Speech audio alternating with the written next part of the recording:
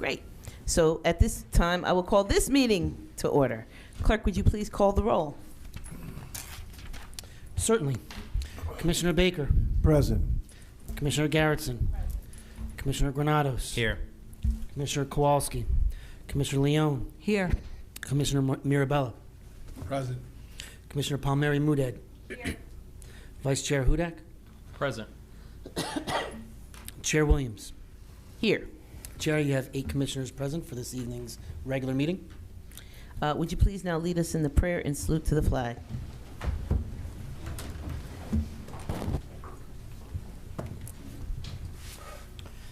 Humbly we ask God, giver of peace and lover of charity, to give the entire family of nations true agreement with his will, to grant the light of his spirit on all who work for justice and peace. Amen. I pledge allegiance to the flag of the United States of America and to the republic for which it stands, one nation, under God, indivisible, with liberty and justice for all. Clerk, would you please read the statement of compliance with the Open and Public Meetings Act? The Chair wishes to announce that pursuant to the requirements of New Jersey Statutes Annotated, Title 10, Chapter 4, Section 10 of the Open Public Meetings Act, adequate notice of this meeting of the Board of County Commissioners of the County of Union has been given by mailing the annual meeting schedule for the year 2022, along with periodic changes necessitated by circumstance to the newspapers circulating within the County of Union who are designated to receive such notice, and by posting the annual meeting schedule for the year 2022 in the Administration Building, and further by filing the annual meeting schedule for the year 2022 with the Office of the County Clerk. Thank you. May I have a motion to approve communications? So moved, Madam Chair. Okay, moved by Commissioner Mirabella, seconded by Commissioner Dr. Garrettson. Clerk, would you please call the roll? Commissioner Baker? Aye. Commissioner Garrettson? Yes. Commissioner Granados? Aye. Commissioner Leone? Aye. Commissioner Mirabella? Aye. Commissioner Palmieri Muedad? Aye. Vice Chair Hudak? Aye. And Chair Williams. Aye. Chair, you have 8 votes in the affirmative on the approval of the communications. Thank you. Tonight we have an ordinance for final reading. Clerk, would you please read the ordinance by title? Ordinance number 839-2022, bond ordinance to authorize the making of various public improvements and the acquisition of new additional or replacement equipment and machinery, new additional furnishings, new communication and signal systems equipment, new information technology and telecommunications equipment, and new automotive vehicles, including original apparatus and equipment, in, by, and for the County of Union, the State of New Jersey, to appropriate the sum of $62,381,711 to pay the cost thereof, to appropriate state grants, to make a down payment, to authorize the issuance of bonds to finance such appropriation, and to provide for the issuance of bond anticipation notes in anticipation of the issuance of such bonds. Thank you. The meeting is now open for the purpose of commenting on ordinance number 839-2022 only. Floor is open.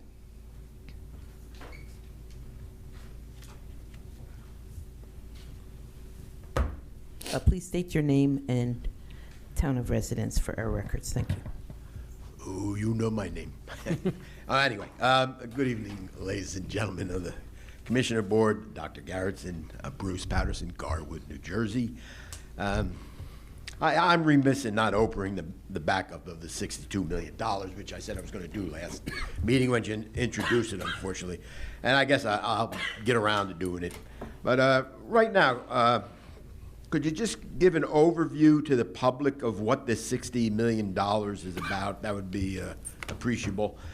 And also, how much grant monies are allocated towards this, and how much are we actually putting as a down payment towards this bond? I know from the latest audit, I saw we have about $139 million in free cash on hand, so it sounds like we can put a substantial amount. So, thank you very much. Thank you. Director Taylor, would you please respond? Thank you. Through you, Chair. This evening's ordinance 839-2022 funds everything from UST and AST upgrades, which are underground storage tank and above-ground storage tank upgrades for all of our county fleet, emergency generators at the Rotolo Center, to our roadway and bridge projects that we do on an annual basis, including mobile forensic laboratory. It's just our multi-purpose ordinance that maintains all of our infrastructure. It's important to note that the $62.3 million bond ordinance this evening is offset by $11.3 million in grants. We have appropriated the amount that is required by law, which is the 5% down payment, $2.2 million, for an aggregate debt to be issued of $48.8 million. And I do need to just note that our net debt as of year end was actually the lowest that it has been in the past 5 years, that we are continuing to pay down debt every year according to our principal and interest schedule. Thank you so much, Director Taylor. The floor is still open to the public. Seeing no one else, I'm going to formally close this public comment portion, and I will ask Fiscal Chairman Granados to please move ordinance number 839-2022 for final reading. Thank you, Chair. I move ordinance number 839-2022 for final reading and authorize the clerk of the board to advertise same in accordance with the law. Second. Okay, that was moved by Commissioner Granados and seconded by Commissioner Mirabella. Clerk, would you please call the roll? Commissioner Baker, Aye. Commissioner Garrettson, Yes. Commissioner Granados, Aye. Commissioner Leone, Aye. Commissioner Mirabella, Aye. Commissioner Palmieri Muedad, Vice Chair Hudak, Aye. and Chair Williams. Aye. Chair, you have 8 votes in the affirmative on ordinance number 839-2022. Thank you so much. The meeting is now open to the public for the purpose of commenting on resolutions being offered for adoption and or on any governmental issue that a member of the public feels may be of concern. Again, kindly state your name and town of residence for our records. And if you're speaking on a resolution that is on tonight's agenda, please note the resolution number to which you are referring, and please adhere to our 5-minute time limit. So the floor is open once again.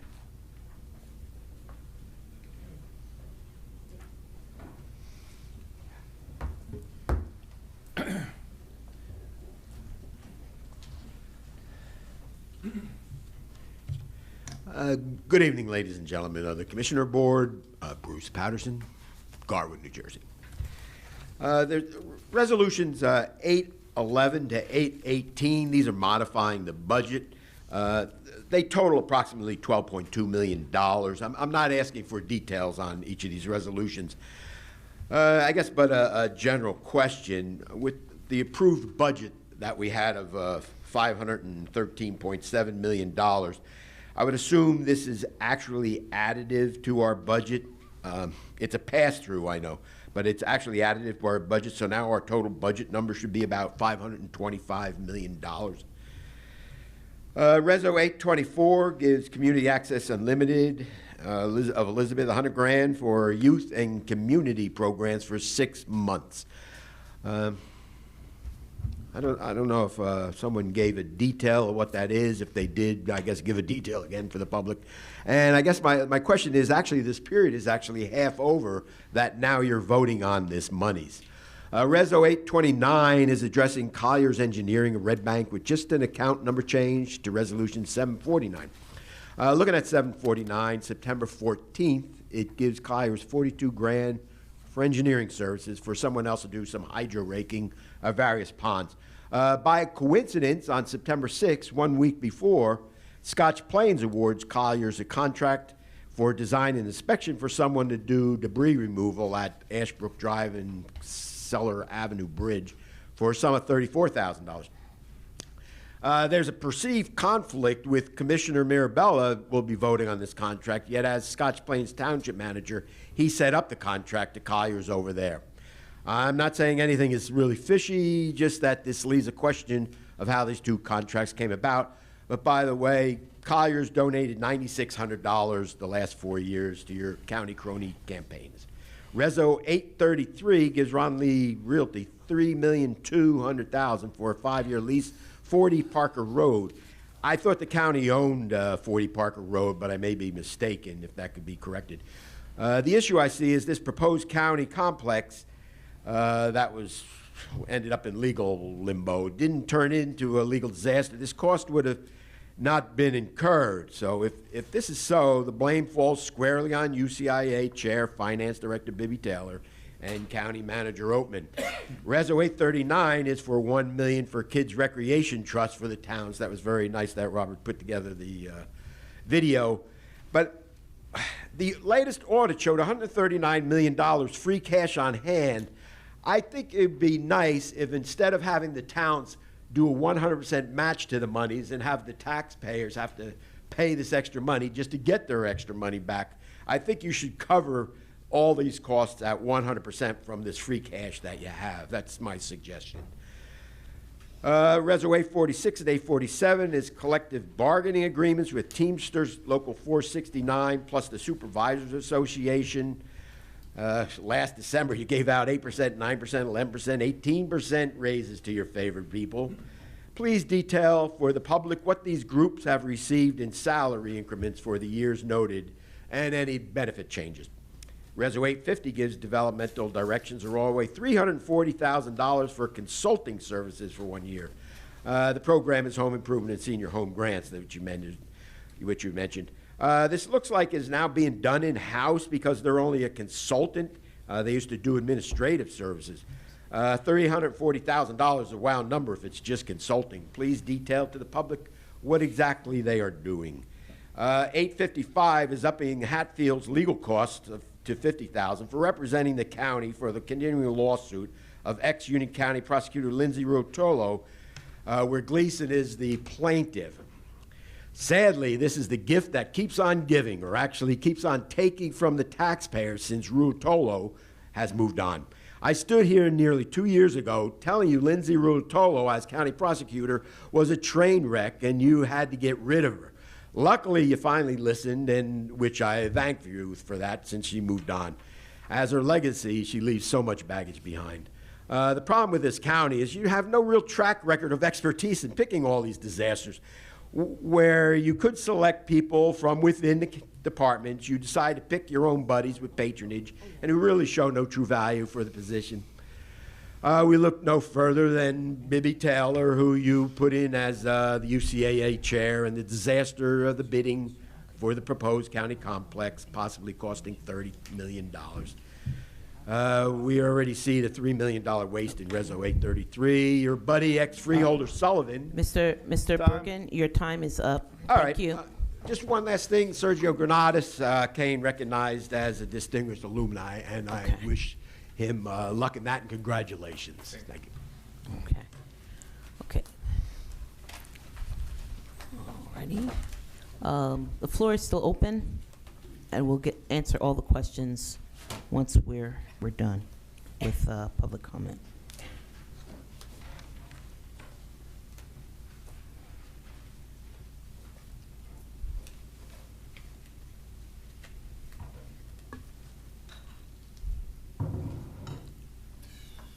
Good evening. Can you hear me? Yes. My name is Jean Lemberg. I live in Westfield. If you've attended a sporting event on an artificial turf field, you may have noticed that from a distance, the artificial turf field looks nearly identical to the natural grass in the surrounding area. While the artificial turf and natural grass may appear to be the same thing, nothing could be further from the truth. The artificial turf athletic field consists of many layers, most of which are hidden beneath the surface. The green part that looks like grass is actually a plastic carpet, something on the order of this one.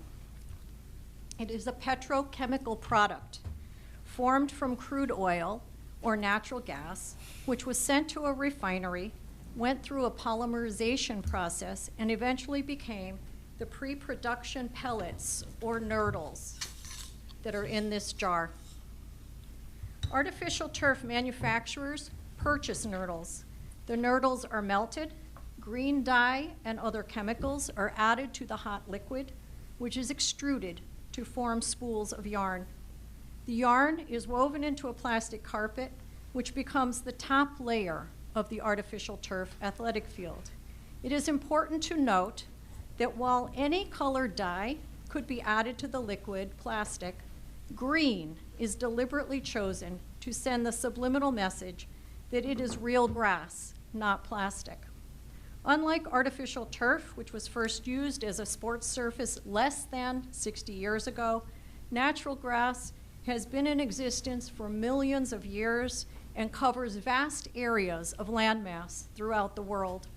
There are many types of natural grasses, but those that have been cultivated for lawns and athletic fields are a long-lived or perennial ground cover.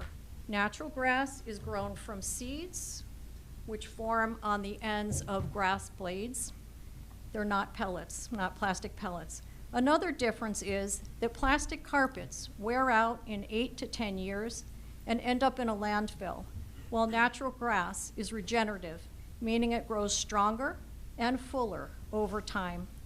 Artificial turf becomes very hot, creating heat islands. It is a form of plastic pollution, and it contributes to the climate change crisis by adding carbon dioxide, methane, and other greenhouse gases to the atmosphere. In contrast, natural grass cools the air, filters pollutants, and acts as a carbon sink, sequestering carbon dioxide in its root mass and soil.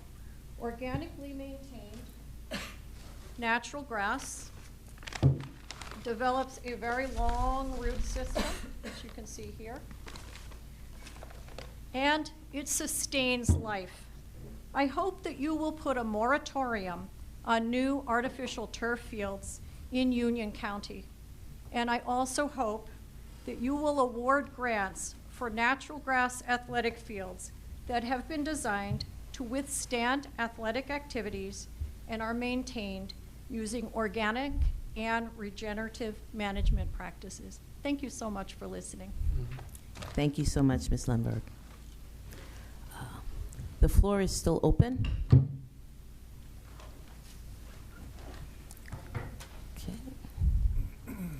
Okay, seeing no one else, I will formally, okay.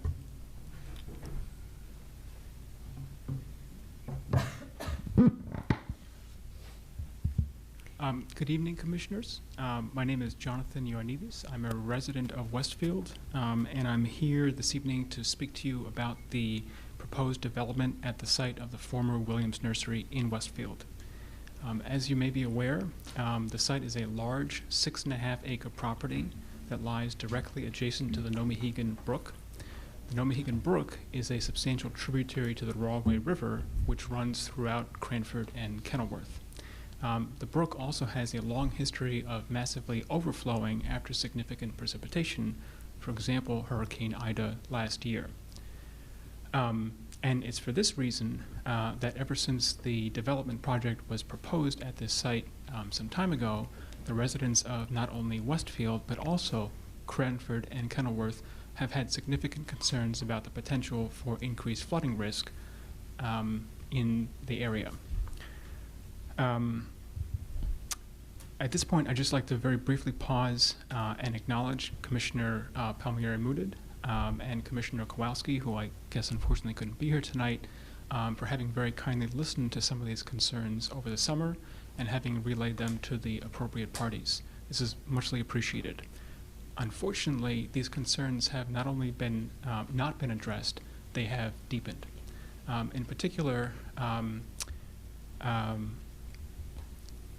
the developers, when they first submitted their application to the planning board, claimed categorically that, quote, no flood hazard area exists on site, end quote. However, it emerged just last month that they have entirely reversed themselves on this position, and they now concede that in fact a flood hazard area does exist on site. However, they are now asserting that in a provision of the New Jersey Administrative Code in 11.4, that the scenario that they are functioning in renders them exempt from having to comply with the provisions of the New Jersey Flood Hazard Control Act. This is not incorrect, but it is incomplete. The provisions necessary to claim such an exemption include not just 11.4, but also portions of chapters 10 and 12, which the developers neither acknowledge nor have supplied documentation necessary to satisfy. But I think perhaps most significantly and fundamentally of all, having first done essentially a 180-degree U-turn on the question of whether there is flooding risk at all, the developers are now basing their flooding risk estimations based upon a FEMA map that was drawn in 2006. By my calculations, that's 16 years and 3 hurricanes ago. So I'd just like to acknowledge that this is a large and important project. Obviously, there's many stakeholders involved, and I think everyone in this room feels very committed to getting this right, because there will be repercussions one way or another for multiple communities throughout Union County for years, potentially decades to come. We're talking not only, of course, about property and housing, but also lives. Just last week, I'm sure we're all aware of what happened to our neighbors and friends down in Florida and Alabama and Georgia. 100 people lost their lives. Last year, 27 people lost their lives in Hurricane Ida here in the state of New Jersey, including several right here in Union County. So this is a really live issue. I don't think it's been sufficiently addressed yet. And I'd like to offer very briefly one potential solution which I don't think has been adequately considered and which I think could address many of these concerns, which is simply taking advantage of a provision of the New Jersey DEP's flood hazard area verification process. And what this is instead of relying on an outdated FEMA map, which for all intents and purposes I think common sense would suggest is irrelevant, the engineers make a specific site visit and make current measurements on what the flood hazard risk conditions are today, not 16 years ago. So I very much urge the commissioners to take this under consideration. I thank you for listening, and I welcome any comments you might have. Thanks. Thank you so much. Okay. The floor is still open. If there are any other folks who want to comment. Okay. Seeing no one else, I will close this portion of the public comment. I do want to address all of the comments that we've had, and we'll start actually with what you were saying about Williams Nursery and the development. County Manager Oatman. Thank you, Chair. I'm sorry I didn't catch your name, but Commissioner Mo did bring your concerns and the concerns of Westfield to my attention earlier in the summer and spring and fall. I know the Westfield has passed this. They're planning and zoning board, I believe. So there's going to be a hearing from the Union County Planning Board, but their powers are limited once the town passed this. But I think sometime in October is a hearing for the Planning Board. Next Wednesday. Thank you. Next Wednesday. So you are aware. So I'll make sure they're aware of your concerns, and I'm imagining you're going to show up and speak about it too. So to Mr. Patterson's questions, I'll try to go through some of them.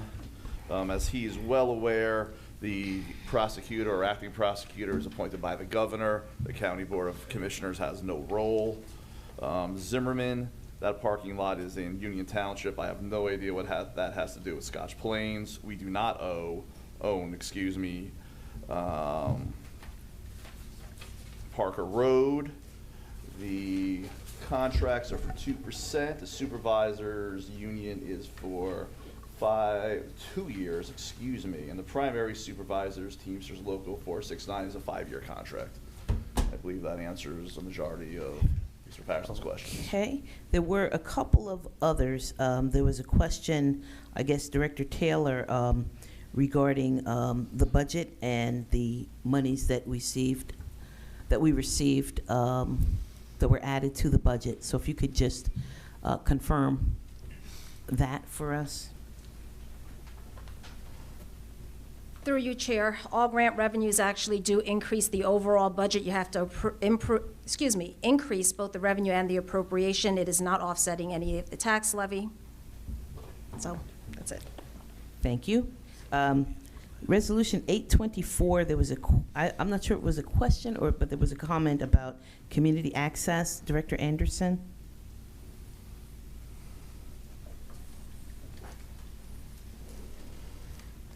This increase is actually a positive thing.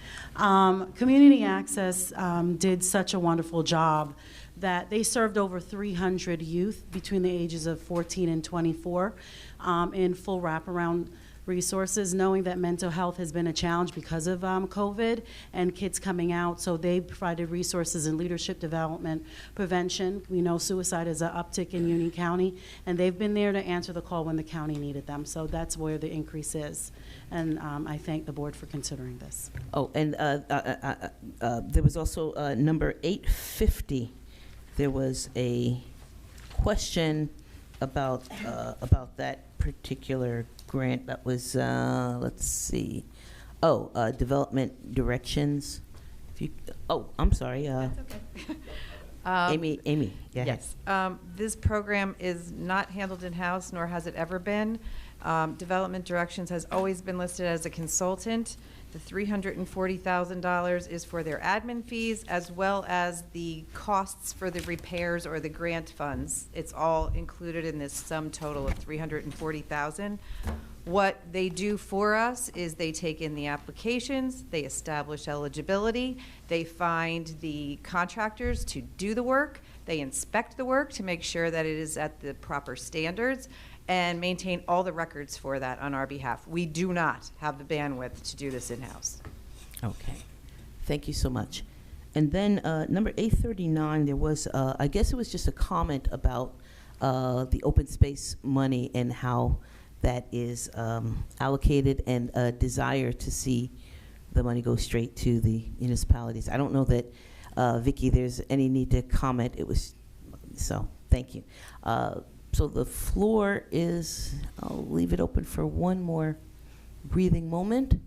Seeing no one, I will close this portion formally, and I will call for a motion to adopt resolutions 2022, well, 2022 809 through 2022 872. So moved, Madam Chair. Second. Okay, moved by Commissioner Mirabella, seconded by Commissioner Baker. Clerk, would you please call the roll? Commissioner Baker. Aye. Commissioner Garrettson. Yes. Commissioner Granados. Aye. Commissioner Leon. Aye and yes. Commissioner Mirabella. Aye. Commissioner Palmieri Mudet. Aye. Vice Chair Hudak. Aye.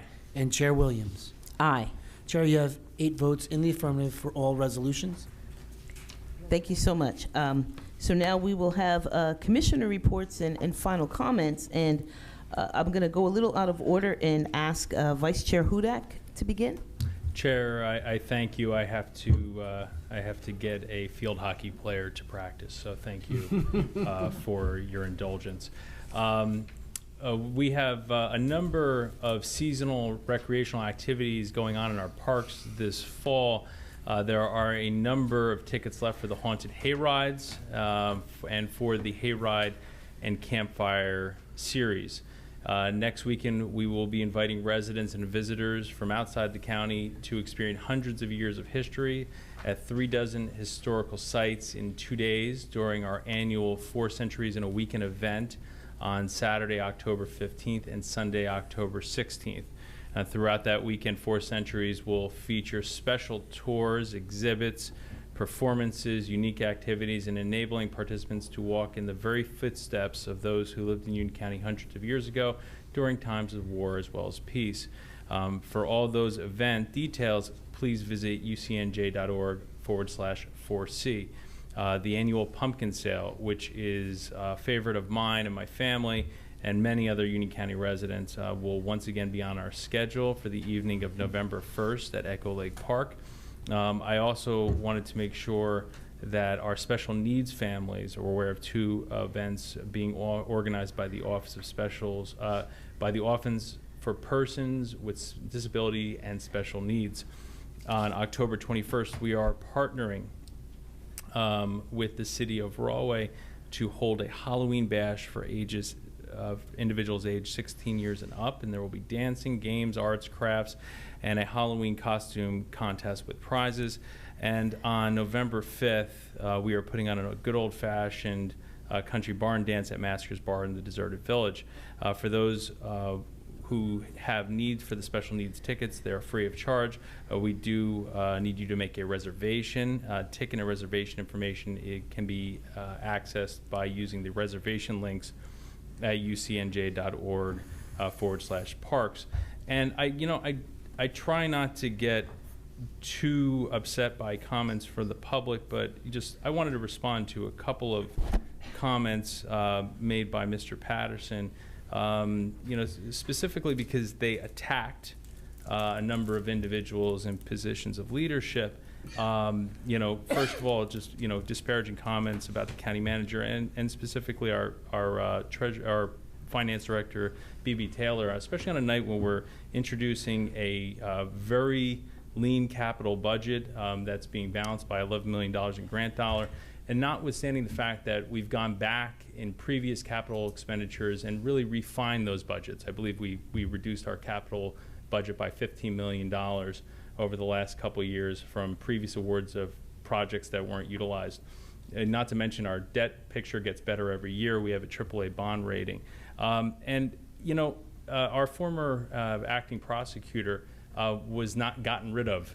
She's the first assistant attorney general, to be clear. So just when you're attacking people to get a kind of a cheap point, it's insulting. But it seems to me, and I've noticed this tendency from you, Mr. Patterson, it seems to be pointed towards women in authority and women in power, and that's wrong. And you should be ashamed of yourself. Thank you, Madam Chair. You're very welcome. Okay, I'm going to look to my far left, Commissioner Dr. Gerritsen. Sorry, Chair. Just before Vice Chair Hudak leaves, just want to make a quick comment, if you don't mind, Chair. Absolutely. Thank you very much. We were just briefed and notified that today's a great day for our county family, as Vice Chair Hudak has had Governor Murphy nominate him for surrogate within the County of Union. It's been sent to the Senate House to make sure that they approve it next. So congratulations, Vice Chair. Congratulations.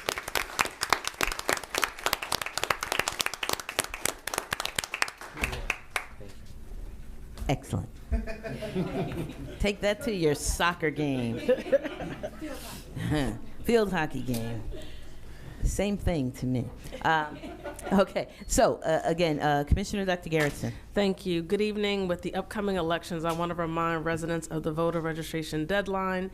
The deadline is October 18th. Election day will be on Tuesday, November 8th.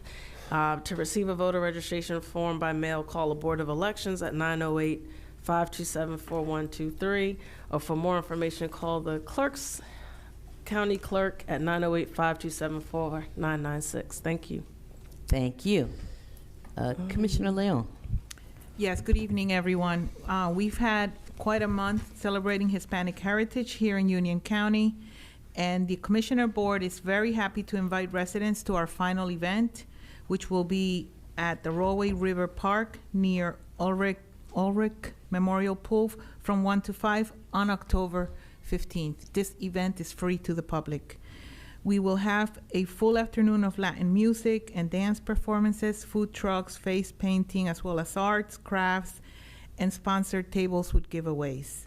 Also, during this event, we will be presenting the Hispanic Heritage Awards to community figures and organizations that honor the achievements of Latin constituents.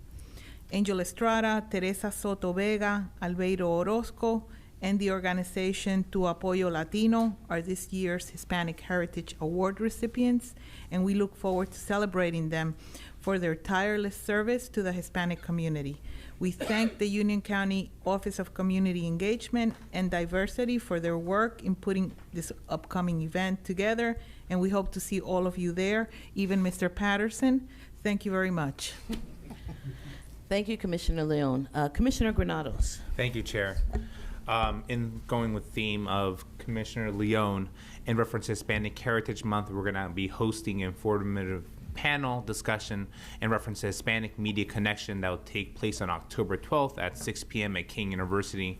This is definitely a great collaboration between Telemundo 47, who got their first license right here in Union County in Linden, New Jersey, working alongside our county family and King University. It's going to talk about the Spanish language television, media, have a great panel discussion, and importantly, have information to our students at King University on how they can apply for internships, and also to residents who want to be informed on how we continue to collaborate with different businesses and organizations across the County of Union. And for more information on that and to pre-register, please visit ucnj.org/HHM22. We thank the Office of Culture and Heritage Affairs for their hard work in making sure they put this panel discussion together. And in closing, as we saw based off the resolutions being adopted today, next week at the Economic Recovery Luncheon and Awards presentation, there's going to be many individuals honored, but part of the Union County family. I definitely want to give a special shout out to County Manager Oatman and Deputy County Manager Wagner, who will both be honorees next week. So congratulations. That's it, Chair. Thank you. Thank you. Commissioner Palmieri Mudet. Thank you, Chair. I just wanted to thank our open space committee, as well as Vicki Drake. She might have, oh, you're in the back, and Angelica, for all of the hard work you do to put those grants together. Having 5 children, I have frequented, I think, almost all of those parks that are being rehabilitated. So I always look forward to the upgrades, and my kids will give you a list of like, yeah, that needed to be done. I didn't like that swing or that slide. So it's really great for our youth in town, in the municipality. So thank you. As we know, October is Breast Cancer Awareness Month. Though a cancer diagnosis can be shocking and the path ahead can seem intimidating, there are steps women can take to identify the disease early on. Early detection greatly improves the odds of a positive outcome. The American Cancer Society advises women aged 40 to 44 to consult with their health care providers for regular clinical exams and guidance for when best to have a mammogram. Women 45 to 54 should have mammograms annually. Those older than 54 and in good health should have them every 2 years. But of course, the most important thing is to consult with your doctor. So make sure, women, you are making those appointments for mammograms. I know I have mine for this month, so it's an important step in keeping our health for ourselves and our families. And that is all. Thank you. Thank you, Commissioner. Commissioner Baker. Thank you, Chair. Poll workers, excuse me, my mouth is dry. Poll workers are needed. This is an announcement. Union County residents interested in helping voters at polling locations on Election Day this year still have time to apply to become poll workers. Election Day is Tuesday, November the 8th. Poll workers will earn $300 for the day, starting at 5:15 a.m. through approximately 8:15 p.m. after the close of the polls. Any Union County resident who is 18 years or older and registered to vote in Union County can apply to become a poll worker. No experience is needed. New poll workers must attend a mandatory in-person training session. Eligible residents can apply online or submit a paper application.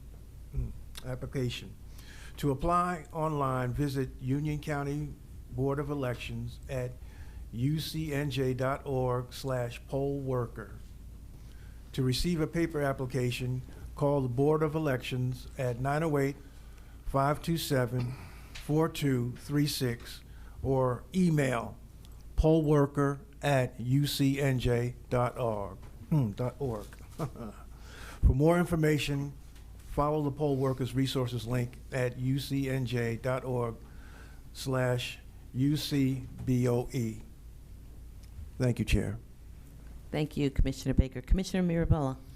Thank you, Madam Chair. The Board of County Commissioners invites all residents to attend Union County's 14th annual Columbus Day flag raising event. The ceremony will take place tomorrow, October 7th at 1 o'clock in front of the Union County Courthouse. We are very proud of the contributions and achievements of Italian Americans and the amazing contributions in all facets of our daily lives, and recognize the hard work and dedication of Italian Americans across our great nation and especially within Union County. Colleen Gillanella, principal at Union County Academy for Information Technology, will be our keynote speaker at the flag raising. She will also receive a resolution from the Board of County Commissioners. Commissioner Palmieri Mouded will also be on hand and give some comments as well. UNICO, the nation's largest Italian-American service organization, will be represented at this ceremony with directors from national, state, and local chapters participating in the program. The Italian-American Police Society of New Jersey will also be present. We invite everyone to come join us tomorrow at 1 p.m. as we celebrate Italian-American pride. And since it is upcoming Columbus Day, I have a couple of other announcements. Friday, Saturday, and Sunday, Clark Unico will have their annual feast, and that's by the Municipal Building in Clark. And former councilman and significant labor leader in Union County, John Del Sordi, will be honored tomorrow evening at a gala hosted by the Italian Tribune as one of their Men of the Year. So congratulations to Mr. Del Sordi, and I look forward to a full weekend of fun as we celebrate pride in the Italian-American community. Thank you, Madam Chair. Thank you so much. I just have a couple of things. One is an event that we're co-sponsoring with a bunch of other folks, is the 5th Annual Queen City Film Festival, held October 21st to the 23rd. It's a 3-day festival. For more information, go to www.qcffnj.com. So I did want to mention that. The other thing is that the Board of Commissioners is now again, after 2 years, we're going to be hosting our Union County Women Mean Business Summit in person on Tuesday, October 25th from 9 a.m. to 3 p.m. at Galloping Hill Golf Course, located in Kenilworth at 3 Gulf Drive. For those of you who are not familiar with this, it's an initiative of the county commissioners in collaboration with a number of community partners. This forum titled Lessons in Leadership is a once-a-year conference with an immersive experience that will feature a series of workshops and discussions for women at all stages in their professional careers. Whether you're just starting out, whether you're a manager or business owner, this seminar provides the tools needed to grow your network, learn new skills, and develop a plan to further yourself in your respective industries to help meet today's challenges in this difficult economic climate. This year, the summit features keynote speaker Judith Persikilli, whom many of you are familiar with. She is the commissioner of the New Jersey State Department of Health. So she was on television. She's like a movie star, television star, providing us with updates on COVID relief and so forth. The program will have 2 breakout sessions where attendees can choose from one of 2 topics in each session to sit on, featuring a series of a panel of guest speakers. You can find the list of the sessions along with the panelists on our website at ucnj.org/UCWMB. Pre-registration is now open online at that site, ucnj.org/UCWMB. Continental breakfast will be served, and lunch is also included in the registration fee. If you register before October 14th, you can get our early bird rate. It's $50, so that's breakfast, lunch, and a great day of networking and listening to successful leaders. General admission after that will be $55. No tickets will be sold at the door, so you still have to register online. This is a program of the Union County Office Department of Economic Development through our Office on Women. So anyone, once again, I'm going to repeat it one more time, can visit ucnj.org/UCWMB for more information, to purchase tickets. And you can also call Jennifer Erdos, the coordinator of the Union County Office on Women, at 908-527-4216.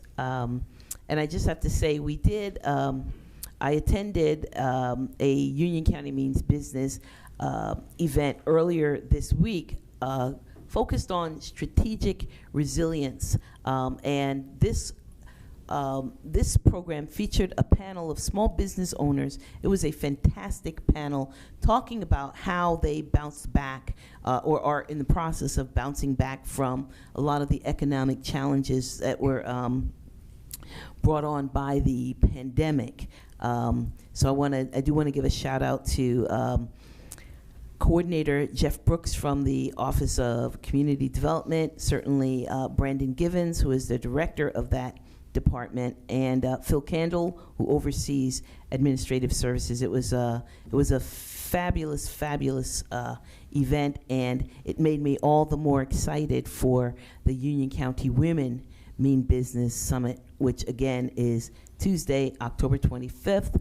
I think I've given you the email address, the website, about a zillion times. So with that, actually, I did want to make one comment, and this goes to something that Vice Chair Hudak said in terms of the disparaging remarks that seem to consistently be made about particularly two individuals, Director Taylor and former acting prosecutor Rotolo.